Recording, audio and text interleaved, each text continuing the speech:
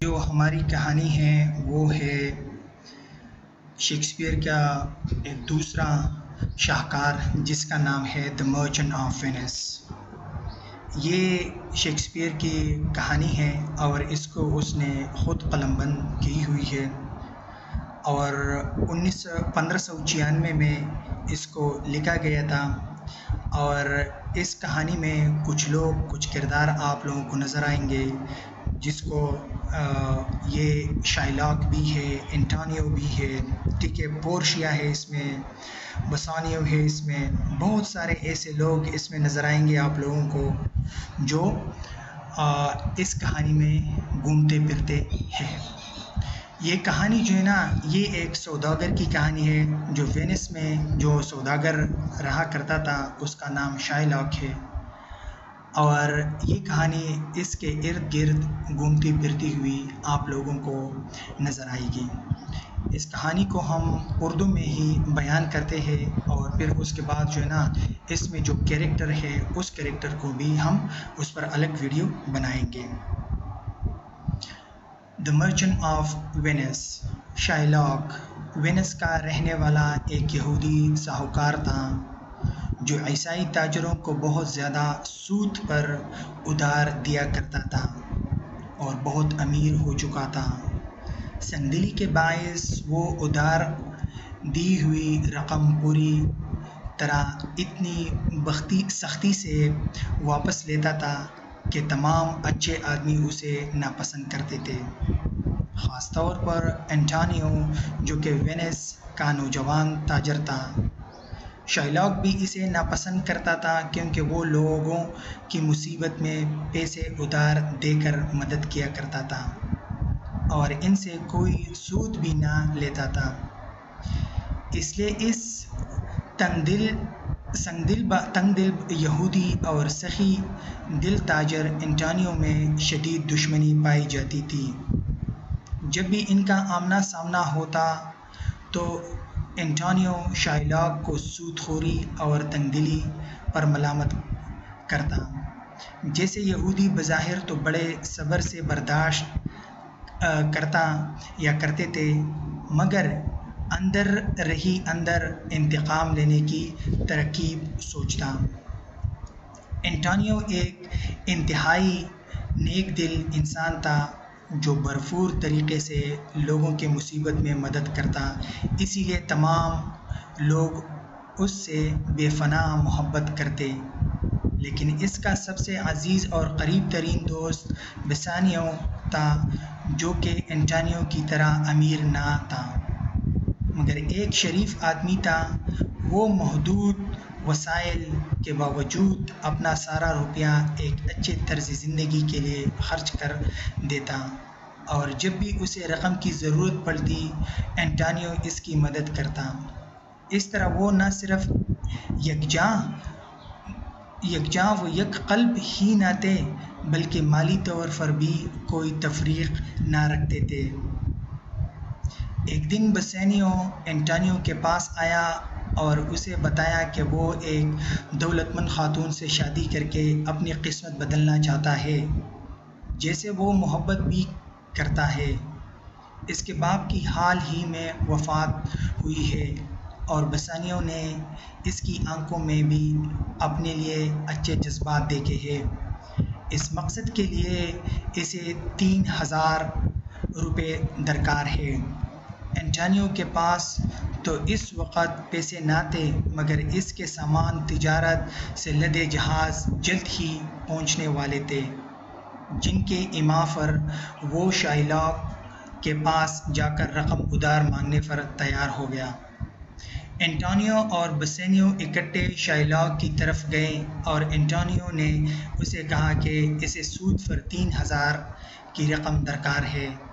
شائلاک نے دل ہی دل میں سوچا کہ یہی وقت ہے کہ میں اس پر وار کروں اور اپنا پرانا بدلہ لے لوں، کیونکہ یہ یہود قوم سے نفرت کرتا ہے اور تاجروں کے درمیان میرے معاملات پر مجھے برا بھلا کہتا ہے اور میرے منافع کو سود قرار دیتا ہے۔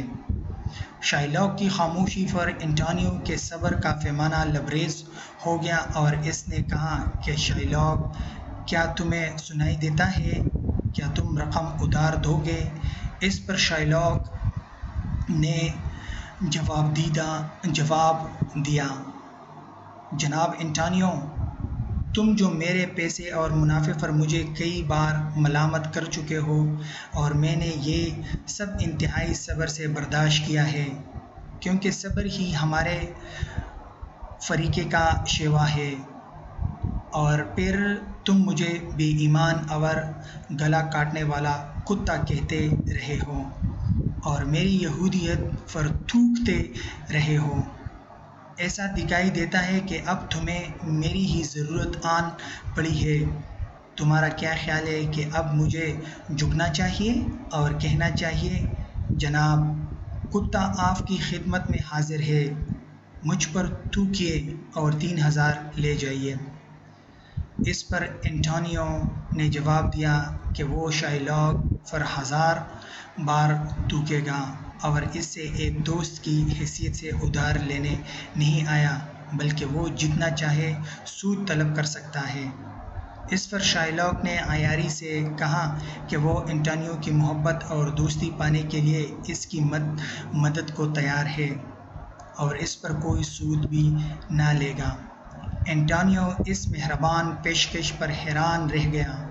شائلاک نے مزید کہا کہ اسے صرف اتنا کرنا ہوگا کہ کسی وکیل کے پاس جا کر ایک معاہدے پر دستخط کر لے۔ اگر وہ ایک خاص دن تک قرض واپس نہ کر سکا تو شائلاک جہاں سے چاہے اس کے جسم کے کسی بھی حصے کا 1 پاؤنڈ گوشت کاٹ سکتا ہے۔ انٹانیو بسینیو کے لاکھ منع کرنے کے باوجود اس بانڈ پر دستخط کرنے کے لیے تیار ہو گیا۔ اس کا کہنا تھا کہ اس کے جہازوں پر لدے سامان کی قیمت اس رقم سے کئی گنا زیادہ ہے، جو کہ متعلقہ تاریخ سے پہلے ہی پہنچ جائیں گے۔ وہ امیر خاتون جس سے بسینیو شادی کا خواہش مند تھا، وینس کے نزدیک بیلمونٹ نامی جگہ پر رہائش پذیر تھی۔ بسینیو پوری شان سے ٹرین کے ذریعے وہاں پہنچا، اور اس خاتون پورشیا کے نوکر گروپ بسینیو نے اس کا استقبال کیا۔ بسینیو کا رشتہ قبول کر لیا گیا، اور پورشیا جیسی حسین عورت اس سے شادی کے لیے رضامند ہو گئی۔ اس پر بسینیو نے اعتراف کیا کہ وہ کوئی امیر آدمی نہ ہے، بلکہ اس کی شرافت ہی اس کی دولت ہے۔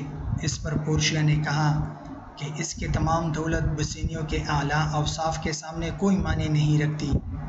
اس نے بسینیو کو ایک انگوٹھی دیتے ہوئے کہا کہ اس کو تمام مال و دولت، نوکر و گھر اور اس سے متعلقہ سب کچھ اب بسینیو کے حوالے ہے، اور اس کی رہنمائی اور حکومت چاہتے ہیں۔ بسینیو اس خاتون کی اعلیٰ ظرفی پر حیران رہ گیا کہ پورشیا نے اس جیسے عام انسان کو کتنی خوش دلی سے قبول کر کے عزت بخشی ہے۔ اس نے انگوٹھی قبول کرتے ہوئے وعدہ کیا کہ وہ اسے کبھی بھی خود سے جدا نہیں کرے گا۔ بسینیو کا دوست گریشینیو اور نیریسا، پورشیا کی خدمتگار، اس وقت وہیں موجود تھے۔ جب پورشیا نے بسینیو کے فرمانبردار بیوی بننے کا وعدہ کیا، گریسینیو نے بھی اس سے شادی کی اجازت مانگی اور نیریسا سے شادی کی خواہش کا اظہار کیا، جسے بخوشی قبول کر لیا گیا اور دونوں جوڑوں کی مشترکہ شادی کا ارادہ کیا گیا۔ اسی لمحے ایک پیغام برٹانیوں کے 2-4 خوفناک حالات کی خبر کے خط کے ہمراہ داخل ہوا، جسے پڑھ کر بسینیو خوفزدہ پڑ گیا یا زرد پڑ گیا۔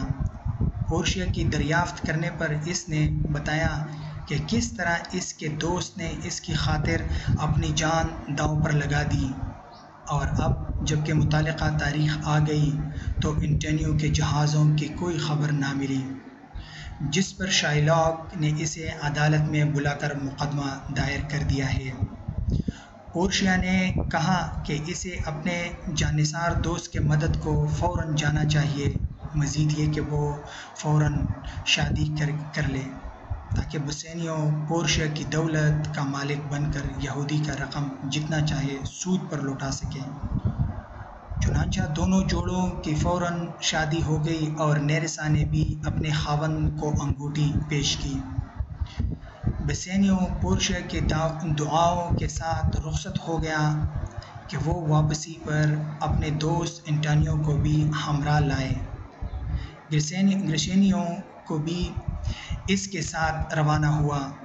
پورشیا کا ایک رشتہ دار قانونی مشیر تھا جس کا نام بلیریو تھا۔ پورشیا نے اسے خط لکھ کر تمام مسئلے میں رہنمائی مانگی اور ساتھ میں مشیر کے لباس بھی منگوائے۔ بلیریو نے جواب میں مقدمہ کا کارروائی کا تمام طریقہ کار بھی واضح کیا اور ضروری سامان بھی بھجوا دیا۔ پورشیا اور اس کے ملازمہ نے آدمیوں کے بیس بدلے اور پورشیا نے مشیر کا لباس پہن لیا، جبکہ نیرسا کو اپنے کلرک کے طور پر ساتھ لے لیا اور وینس کے لیے روانہ ہو کر عین مقدمے والے دن وہاں پہنچ گئے۔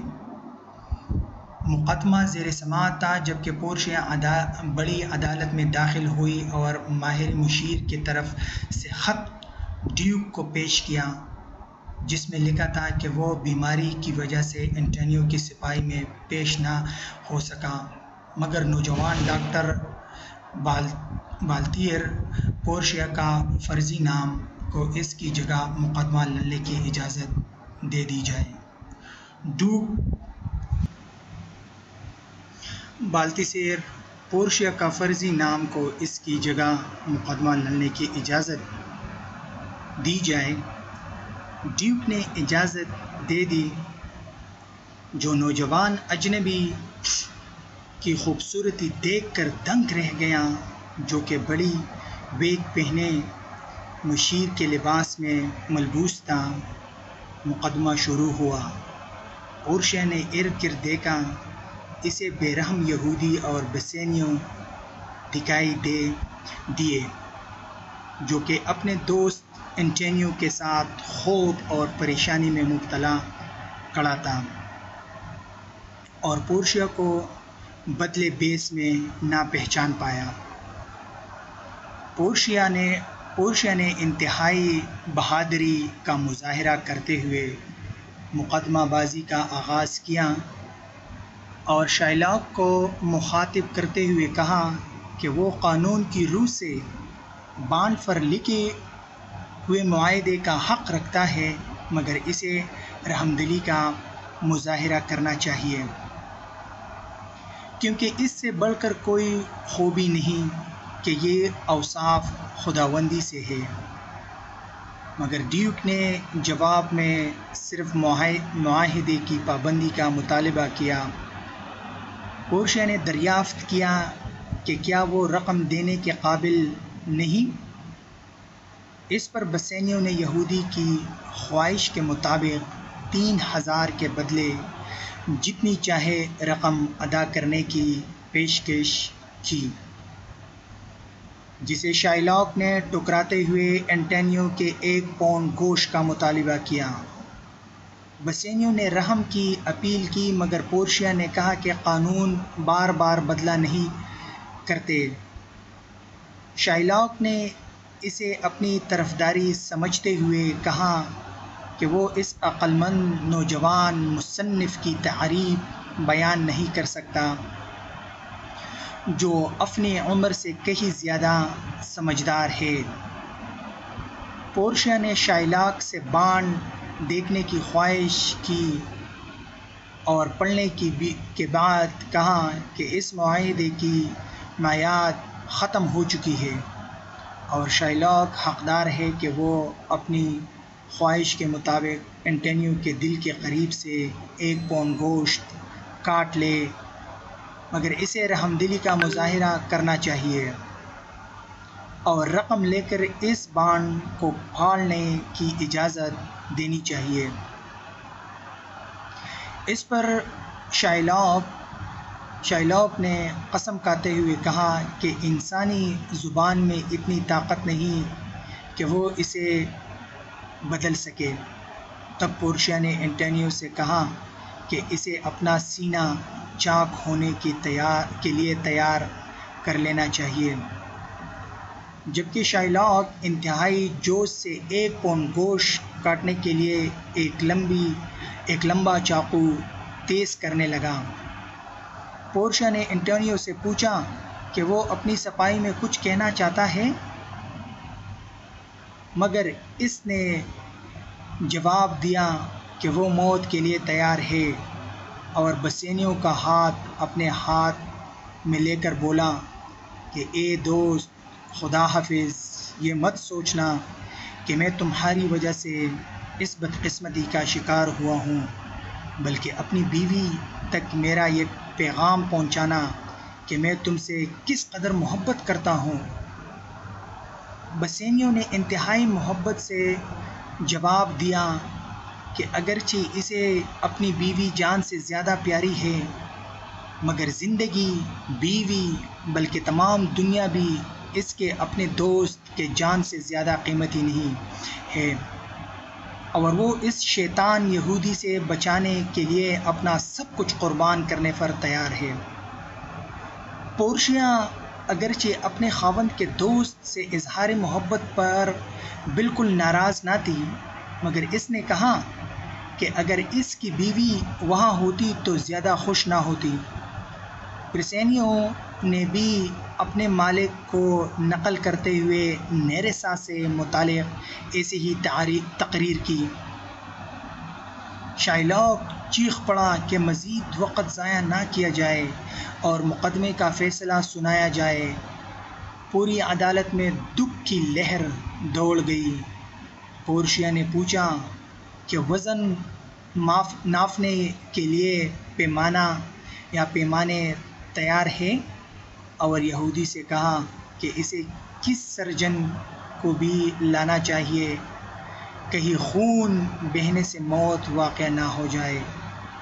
یہودی جو اینٹونیو کی موت ہی چاہتا تھا نے جواب دیا کہ معاہدے میں اس کا ذکر نہیں۔ اس پر پورشیا نے کہا کہ وہ سخاوت میں ہی ایسا کر سکتا تھا، مگر یہودی نے کہا کہ معاہدے میں ایسی کوئی بات نہیں ہے۔ پورشیا نے کہا کہ اینٹونیو کا 1 پاؤنڈ تمہارا ہے، قانون اس کی اجازت دیتا ہے، تم اس کے سینے سے 1 پاؤنڈ گوشت کاٹ سکتے ہو۔ شائلاک نے خوش ہو کر پورشیا کو مزید سراہا۔ پورشیا نے کہا، ٹھہرو یہودی، ابھی مجھے کچھ اور بھی کہنا ہے۔ اس معاہدے کی روح سے تم خون کا 1 قطرہ بھی نہیں بہا سکتے۔ یہاں جو الفاظ درج ہے وہ یہ ہیں، 1 پاؤنڈ گوشت، چنانچہ اگر تم نے عیسائی خون کا 1 بھی قطرہ بہایا تو تمہارے مال و دولت قانون کی روح سے وینس کی ریاست کی ملکیت ہو جائے گی یا ہو جائیں گے۔ اب جبکہ شائلاک کے لیے اینٹونیو کا 1 بھی قطرہ خون بہائے بغیر گوشت کاٹنا ناممکن تھا، پورشیا کی اس دانشمندانہ دریافت نے اینٹونیو کی جان بچا لی۔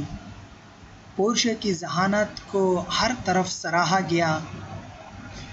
شکست خوردہ شائلاک نے رقم کا مطالبہ کیا جیسے دینے کو بسینیو بخوشی تیار ہو گیا، مگر پورشیا نے اسے روک دیا اور کہا کہ یہودی کے لیے سزا کے سوا کچھ نہیں، اور اسے حکم دیا کہ وہ اینٹونیو کا گوشت کاٹے، مگر خبردار رہے کہ خون کا کوئی قطرہ نہ بہے، اور اگر پیمانہ 1 بال کے وزن کے برابر بھی جھک گیا تو قانوناً اسے موت دی جائے گی اور اس کی تمام جائیداد ضبط کر لی جائے گی۔ مگر یہودی نے کہا کہ اسے اس کی رقم دی جائے اور گھر جانے دیا جائے، مگر پورشیا نے اس پر ایک اور وار کرتے ہوئے کہ وینس کے قانون کے مطابق ایک شہری کو جان سے مارنے کی سازش میں اس کی تمام جائیداد ضبط کر لی جائے گی اور اس کی جان ڈیوک کے رحم و کرم پر ہوگی۔ اس کے لیے اسے ڈیوک کے قدموں میں جھک کر رحم کی اپیل کرنا ہوگی یا کرنا ہوگی۔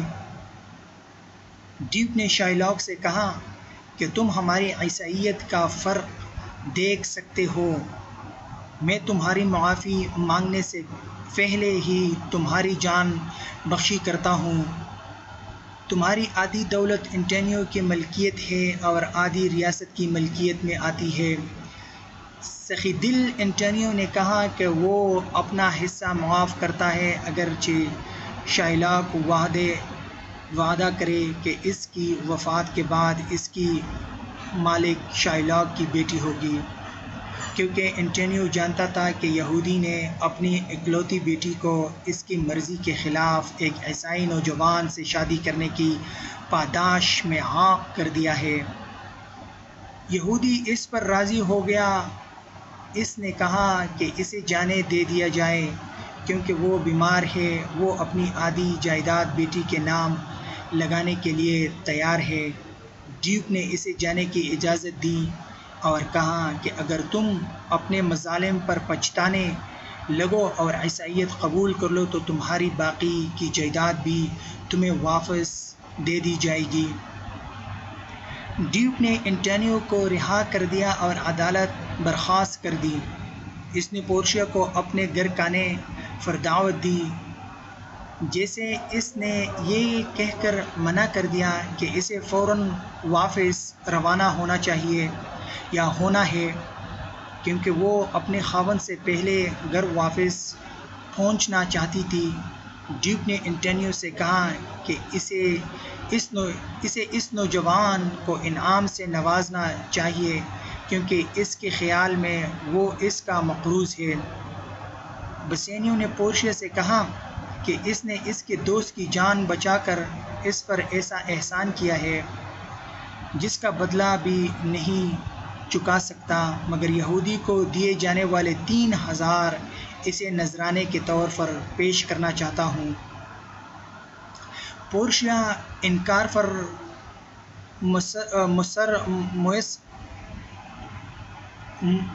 مصر رہی یا پورشیا انکار پر ڈٹی رہی یا انکار کرتی رہی، جبکہ بسینیو اس کا انعام دینے پر اصرار کرتا رہا۔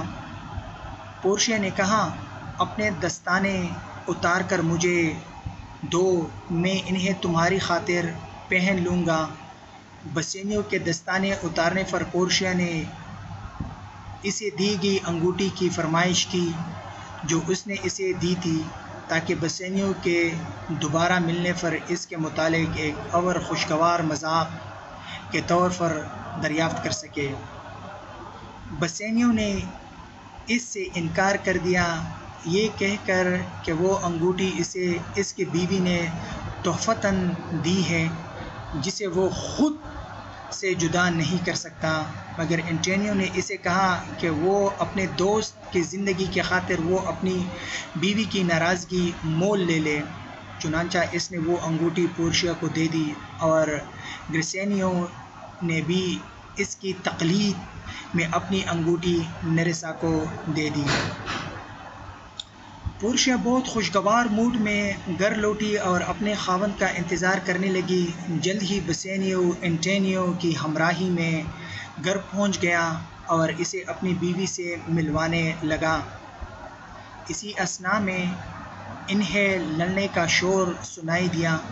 پورشیا کے دریافت کرنے پر گرسینیو نے بتایا کہ یہ انگوٹھی سے متعلق ہے جو نیرسا نے اسے دی تھی۔ نیرسا نے کہا کہ اسے یقین ہے کہ گرسینیو نے وہ انگوٹھی کسی لڑکی کو دی ہے۔ پورشیا نے کہا کہ وہ واقعہ قصوروار ہے کیونکہ اس نے اپنی بیوی کا دیا ہوا تحفہ خود سے جدا کیا۔ بسینیو ایسا کبھی نہیں کر سکتا، مگر گرسینیو نے بتایا کہ جو نوجوان مشیر نے انٹینیو کی جان بچائی اسے انعام کے طور پر بسینیو کو انگوٹھی دینا پڑی۔ پورشیا یہ سن کر بظاہر بہت ناراض ہوئی اور بسینیو کی انگوٹھی دینے پر مذمت کی اور کہا کہ نیرسا نے اسے سمجھایا ہے کہ اس نے انگوٹھی کسی عورت کو ہی دی ہوگی۔ بسینیو بہت افسردہ ہوئی کہ اس نے اپنی اتنی پیاری بیوی کا دل دکھایا ہے۔ اس نے کہا کہ اس کی انگوٹھی کسی عورت کے پاس نہیں بلکہ ایک سول ڈاکٹر کے پاس ہے، اور اگر وہ بھی موقع واردات پر موجود ہوتی تو اس قابل ڈاکٹر کو انگوٹھی دینے کی درخواست کرتی۔ اینٹونیو نے کہا کہ اس تمام لڑائی کا وہی ذمہ دار ہے۔ پورشیا نے کہا کہ وہ اس بات پر دکھی نہ ہو بلکہ اس کا تہ دل سے استقبال کیا جاتا ہے۔ اینٹونیو نے کہا کہ میں نے ایک دفعہ بسینیو کی خاطر اپنا جسم داؤ پر لگایا تھا مگر اس نے میری جان بچائی جسے تمہارے خاوند نے انگوٹھی دی، ورنہ آج میں زندہ نہ ہوتا۔ اب تمہارا خاوند کبھی بے وفائی نہ کرے گا۔ پورشیا نے کہا کہ پھر تم اس کا یقین دلاؤ اور اسے یہ انگوٹھی دے دو اور کہو کہ اسے پہلی سی بہتر طریقے سے رکھے۔